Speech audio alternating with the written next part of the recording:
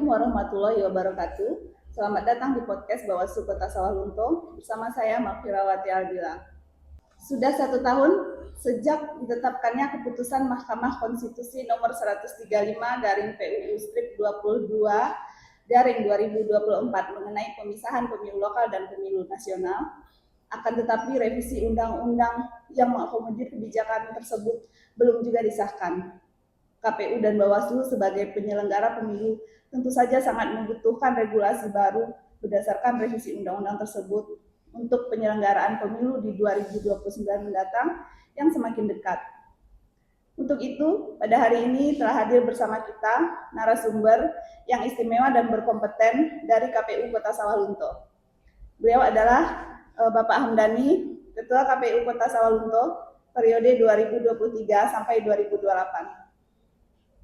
Selamat datang Pak Hamdani. Terima kasih atas undangannya, Bu. Ya, terima kasih sudah hadir di podcast Bawaslu, Pak. Dalam perspektif penyelenggara pemilu, tantangan apa yang muncul pasca keputusan MK ini? Putusan MK 135 ini tentu membuat perspektif baru terhadap penyelenggaraan pemilu, terutama terkait dengan pemisahan pemilu nasional dengan pemilu daerah. Di sisi kita penyelenggara tentu perspektif tantangan yang muncul itu tentu terkait dengan regulasi pemilu nasional itu seperti apa nantinya, karena di putusan MK 135 itu menyebutkan pemilu nasional pemilihan untuk presiden, DPD dan DPR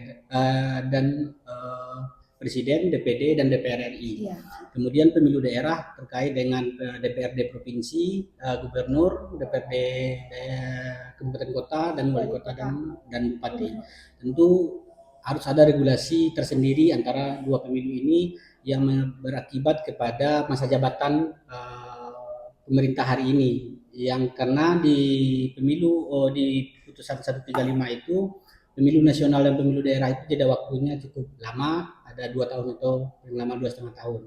Maka tantangan yang muncul itu adalah regulasi baru, kemudian bagaimana penguatan SDM terhadap penyelenggara pemilu, kemudian bagaimana penyelenggara pemilu mampu juga mensosialisasikan aturan-aturan baru ini kepada masyarakat, kepada pemilih, dan kepada peserta pemilu. Mungkin seperti itu tantangannya. Oke.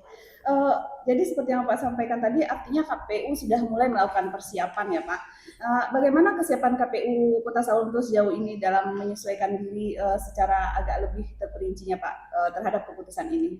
Ya, secara kita sebagai penyelenggara pemilu, terutama kami di KPU, di Satker KPU Kota Sawalunto, tentu kita sebagai penyelenggara di tingkat kabupaten kota itu mengikuti atau menjalankan undang-undang, menjalankan regulasi yang turun. Tapi sejauh ini karena regulasi belum turun, jadi secara spesifik KPU Kota Sawalunto tentu melaksanakan tahapan atau melaksanakan yang sudah diatur oleh peraturan yang ada, terutama soal penguatan SDM, kemudian terkait dengan pemutakhiran atau pemilih berkelanjutan yang memang sudah ada di undang-undang, itu kita melaksanakan itu.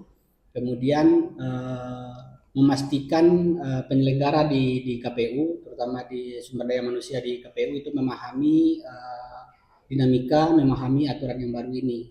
Kita menunggu aturan dan kita akan menjalankan aturan itu. Mungkin seperti itu persiapan secara spesifik kita menyesuaikan dari keputusan 135 ini.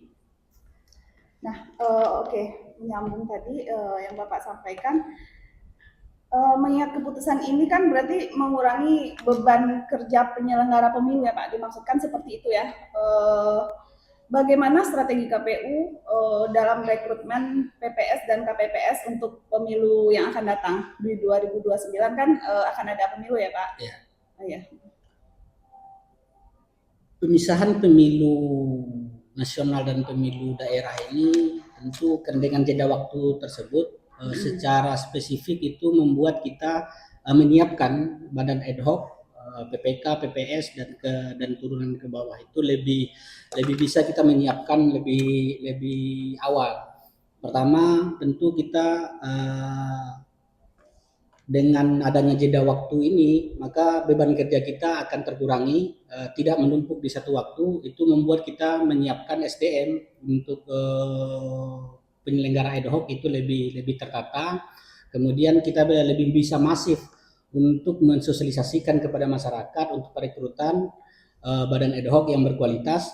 Kemudian tentu kita akan dengan beban kerja yang sudah terbagi proporsional antara pemilu nasional dan pemilu daerah di waktu yang cukup jauh berbeda, kesiapan SDM, PBIMTEK-nya dan pembelajaran terhadap teknis kepemiluan yang baru nanti itu tentu waktunya akan lebih lama, dan itu memberikan kita waktu untuk menyiapkan badan ad hoc yang lebih kompetitif.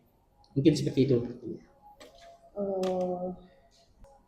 Artinya keputusan MK ini sepertinya bagus juga untuk kita penyelenggara pemilu ya Pak. Iya, kalau kita lihat secara keputusan MK ini memang implikasinya yang paling untuk penyelenggara itu secara beban kerja akan terbagi, kemudian fokus penyelenggara terhadap pemilu dan pemilu nasional, pemilu daerah ini itu akan terfokus karena tidak ada himpitan atau dempetan tahapan yang kita alami pada pemilu 2024. Kita baru menyelesaikan penghitungan suara, kita sudah siap-siap masuk dalam penyelenggaraan pilkadanya.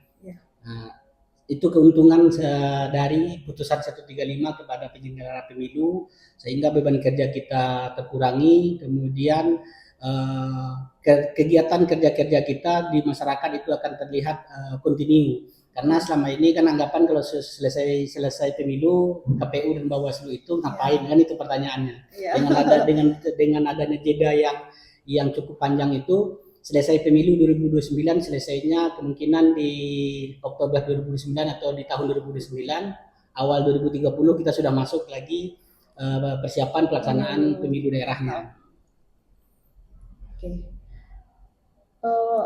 Artinya apakah pemisahan pemilu nasional dan lokal ini lebih efisien dari segi biaya dan mengurangi beban kerja panitia ad hoc dibandingkan sistem serentak 5 kotak sebelumnya?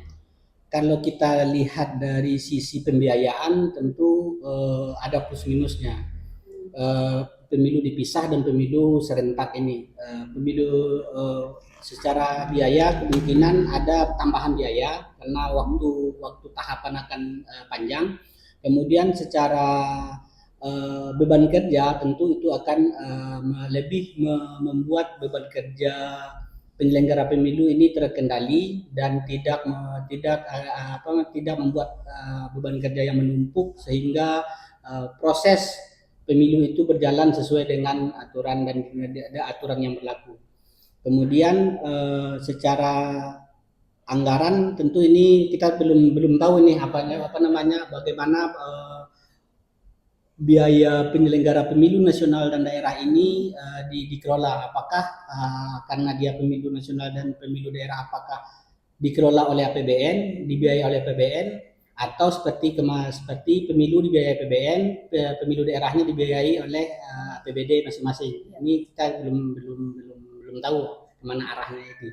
Jadi untuk biaya kemungkinan ya seperti itu, ada plus minusnya. Dengan pemilu di jeda ini tentu biaya kemungkinan akan operasional akan lebih banyak mungkin, tapi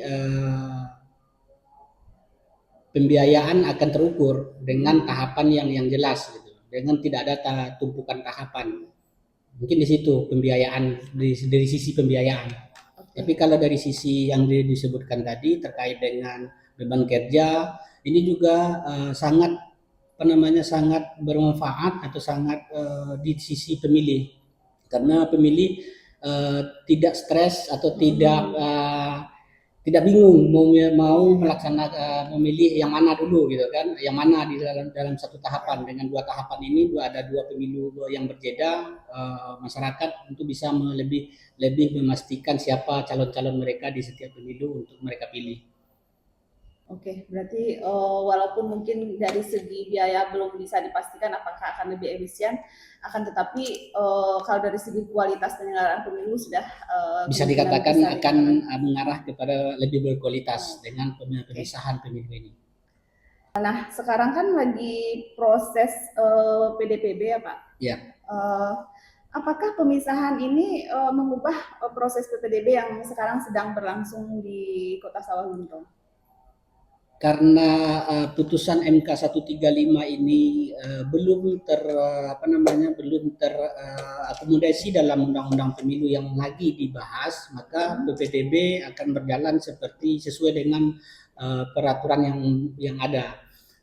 Karena PPDB ini kan amanat dari Undang-Undang 7 2017 yang prosesnya berjalan di 1 tahun itu di tingkat kabupaten kota itu dilakukan per triwulan. Maka proses dan mekanisme itu disesuaikan dengan aturan yang sedang digunakan. Artinya secara spesifik tidak ada perbedaan proses terhadap PDPB. Kemudian yang dengan kalau dilihat dari perspektif 135 maka PDPB akan lebih efisien, akan lebih terukur datanya dengan pemisahan pemilu yang ada jeda waktu ini, sehingga proses pemutakhiran data pemilih kita untuk pemilu dan pemilu daerah nanti, pemilu nasional dan pemilu daerah nanti itu akan terintegrasi dan prosesnya akan berjalan kontinu sehingga kegiatan PDPB pada tahun-tahun berikutnya itu akan lebih efisien. Oke. Pertanyaan terakhir ya Ketua. Siap. Harapan apa yang ingin Ketua sampaikan terhadap masa depan demokrasi dan penyelenggaraan pemilu di Kota Sawalunto? Putusan Mahkamah Konstitusi 135 ini kan kita lihat secara luas ini memberikan pijakan dan perkembangan demokrasi yang sangat kuat bagi bangsa kita. Karena dengan pemisahan pemilu nasional dan pemilu daerah itu sudah mendapatkan keuntungan dari segala pihak. Kita sebagai penyelenggara itu beban kerja yang terbagi, dan secara di tengah untuk masyarakat sebagai pemilih fokus mereka terhadap isu-isu yang akan digaungkan di tengah masyarakat terhadap perkembangan atau keberlangsungan hidup itu bisa terfokus pertama terkait dengan secara global terhadap pemilu nasional, kemudian ketika pemilu daerah itu isu daerah yang muncul. Kemudian dari segi peserta ini juga memberikan waktu kepada kepada partai politik untuk calon-calon mereka di pemilu nasional dan pemilu daerah. Mereka punya waktu untuk mencari calon yang berkualitas yang akan mereka ajukan dalam pertarungan di pemilu nasional dan pemilu daerah.